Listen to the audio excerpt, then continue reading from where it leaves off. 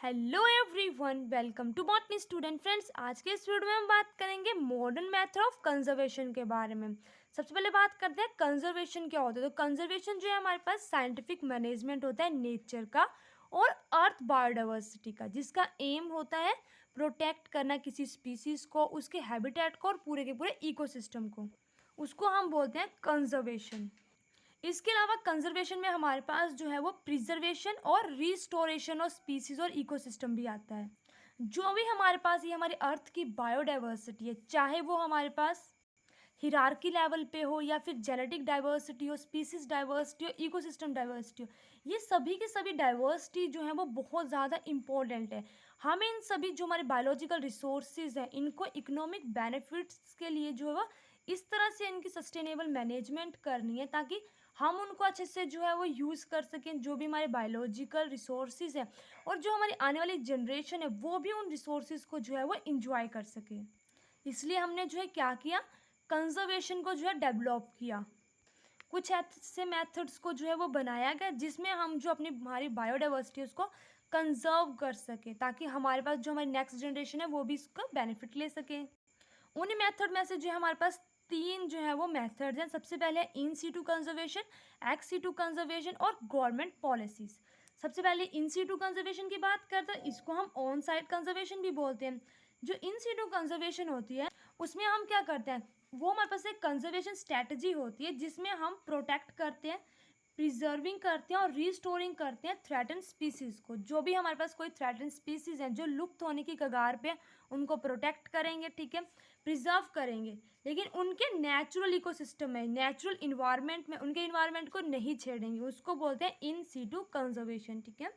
This is achieve through establishment of protected area. इसको हम जब हम किसी एरिया को बोल देंगे कि हाँ ये प्रोटेक्टेड एरिया है, उस तरह से हम इन सीटू कंजर्वेशन कर सकते हैं। जो हमारे पास प्रोटेक्टेड एरिया आता है वो या तो हमारे पास कोई जो है वो रीजन होगा लैंड का, सी का होगा, जहाँ पे स्पीसीज जो है प्रोटेक्ट होंगे उनके नेचुरल हैबिटेट में।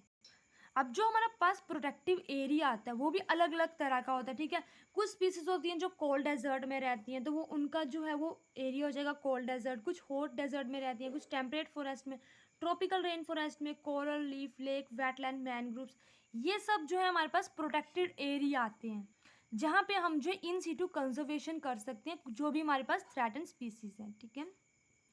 देर are three type of protected area. एक आता है इसमें हमारे पास इन सीटू कंजर्वेशन में बायोस्फीयर रिजर्व, नेशनल पार्क और वाइल्ड लाइफ सेंचुरी।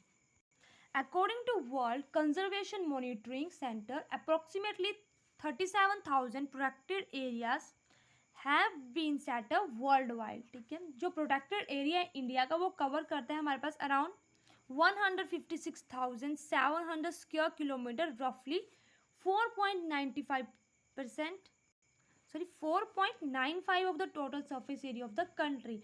हमारे पास 4.95 जो है टोटल सरफेस एरिया, उसमें से पूरी कंट्री का प्रोटेक्टेड एरिया है। जो भी हमारे पास पूरी कंट्री का प्रोटेक्टेड एरिया उसमें से 4.95 जो है वो प्रोटेक्टेड एरिया के अंडर है, ठीक है। India has more than 650 protected area, जिसमें हमारे पास 18 बायोस्फीयर रिजर्व आते हैं, 106 नेशनल पार्क्स आते हैं, 567 वाइल्ड लाइफ सेंचुरीज आती हैं, ठीक है। अब हम उसी बायोस्फीयर रिजर्व, नेशनल पार्क और वाइल्ड लाइफ सेंचुरीज के बारे में देखेंगे। सबसे पहले बात करते हैं बायोस्फीयर रिजर्व क्या होता है। तो बायोस्फीयर रिजर्व जो है वो साइट्स होती हैं जो एस्टेब्लिश होती हैं country under UNESCO man and biosphere, इसको हम बोलते हैं MAB प्रोग्राम। यूनेस्को के द्वारा जो है ये चलाया जाता है और इसका जो है एम होता है promote sustainable development based on local community efforts and sound science, कि जो भी हम बायोलॉजिकल रिसोर्स यूज़ कर रहे हैं वो सस्टेनेबल अमाउंट में ही हम उनको यूज़ कर रहे हैं। One of the primary objective of MAB क्या है हमारे पास, man and the biosphere, is to achieve a sustainable balance between goal of conserving biological diversity, promoting economic development and maintaining associated cultural values। इसमें क्या होता है, जो biosphere reserve होते हैं इसमें जो लोकल कम्युनिटी होती है उसको भी बेनिफिट होता है और जो भी हमारे पास हमारे जो बायोलॉजिकल डाइवर्सिटी उसको भी हम जो है कंजर्व करते हैं। बायोस्फीयर रिजर्व जो है वो सेटअप हुए थे under MBA programme of UNESCO started in 1975, और जो पहला हमारे पास बायोस्फीयर है इंडिया का वो है नीलगिरी बायोस्फीयर रिजर्व 1986 में बना था, ठीक है जो। और कोल्ड डेजर्ट जो हिमाचल प्रदेश का है वो ऐड हुआ था बायोस्फीयर रिजर्व में 2009 में। इसके अलावा हमारे पास और भी बहुत सारे बायोस्फीयर रिजर्व हैं। उसके बाद सेकंड आता है नेशनल पार्क। तो नेशनल पार्क जो है हमारे पास लार्ज एरिया होते हैं पब्लिक लैंड का, set up for native plant and animal. They are protected place important to aboriginal people and places that show how people live in the past। National park हमारे पास इस तरह से प्लेस होते हैं जहाँ पे जो है ये देखने को मिलता है कि पुराने टाइम में लोग कैसे रहते थे। जो भी हमारी अदर एक्टिविटीज़ है like agriculture, plantation, grazing, feeling of trees और हैबिटेट मैनिपुलेशन जो है ये सब अलाउ नहीं होते हैं नेशनल पार्क में। जो हमारे पास इंडिया का सबसे पहला नेशनल पार्क है वो एस्टैब्लिश हुआ था 1936 में और वो था Jim Corbett national park near Nainital, Uttarakhand में ये प्रेजेंट है, ठीक है। जिम कॉर्बेट नेशनल पार्क का जो नाम है वो जिम कॉर्बेट के ऊपर रखा गया है। तो ये काफ़ी इंटरेस्टिंग स्टोरी है ये भी इसके नाम के ऊपर। जब भी आपको टाइम लगे तो आप ज़रूर इसको सुनिएगा कि जिम कॉर्बेट नेशनल पार्क का नाम कैसे रखा गया, ठीक है। नेशनल पार्क के बाद आते हैं सेंचुरीज। अब सेंचुरीज क्या होते हैं, ये कुछ ऐसा स्पेस होता है जो कि सेट होता है aside exclusively for the use of wild animal plant, जहाँ पे हमारे पास जो है प्रोटेक्टेड होते हैं all type of exploitation and habitat disturbance. यहाँ पे इनको कोई भी डिस्टर्ब नहीं करता जो भी एनिमल और प्लांट्स होते हैं। Some activities like collection of minor forest product, harvesting of timber and wood landing and other activities allow provided they do not interfere with the welfare of species. वो allow तो है लेकिन उनको जो है वो कोई भी वहाँ की जो स्पीसीज है उसको हार्म नहीं करना होता है। ये थे हमारे पास बायोस्फीयर रिजर्व, नेशनल पार्क और सेंचुरीज। अब बात करते हैं एक्स सिटू कंजर्वेशन के बारे में। एक्स सिटू कंजर्वेशन को हम ऑफ साइड कंजर्वेशन भी बोलते हैं, ठीक है।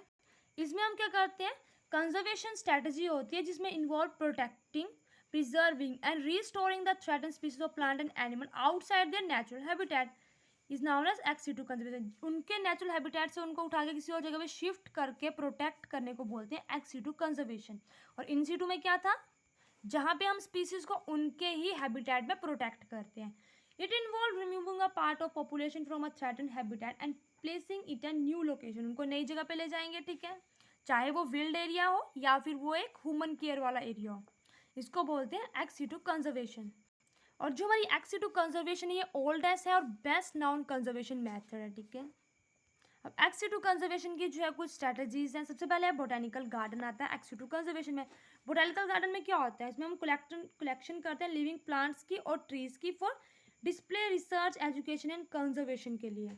बोटेनिकल गार्डन जो है वो ऑफर करता है विजिटर्स, फैमिली, स्टूडेंट्स और community a place to visit और enjoy the beauty and scenery of grand garden landscape. ये जो है हमारे पास बहुत इंपॉर्टेंट कंजर्वेशन होती है थ्रेटन स्पीसीज की away from there natural habitat.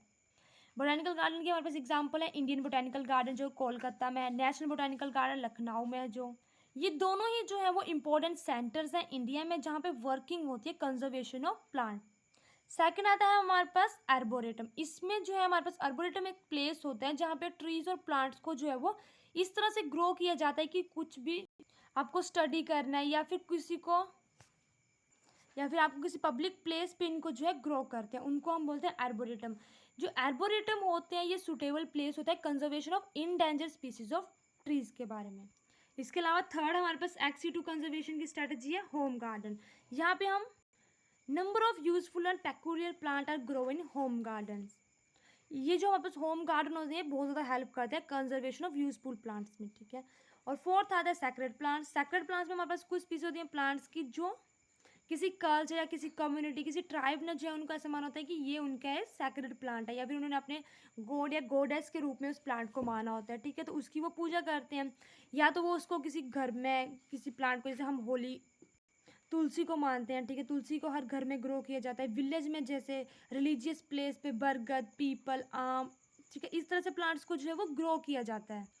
Fifth one is gene bank. Gene bank में हमारे पास क्या होता है, they are institute that maintain stocks of the whole array of biodiversity in the form of seeds, seedlings, pollens, tissue culture, frozen germplasm and gene libraries, यानी कि DNA banking.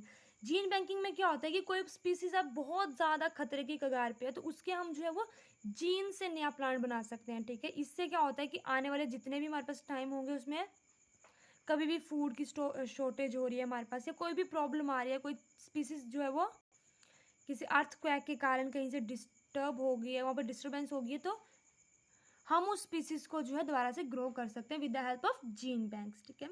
और third हमारे पास जो कंजर्वेशन का method है वो है गवर्नमेंट पॉलिसीज। इसमें जो है गवर्नमेंट के लॉ आते हैं हमारे पास, बहुत सी तरह के जो है वो लॉज बनाए गए हैं जिसमें हम कंजर्वेशन ऑफ बायोलॉजिकल डाइवर्सिटी कर सकते हैं। आने वाली वीडियोस में हम जो इन्हीं लॉ के बारे में पढ़ेंगे। हमारे पास बहुत सारे लॉ हैं, ठीक है।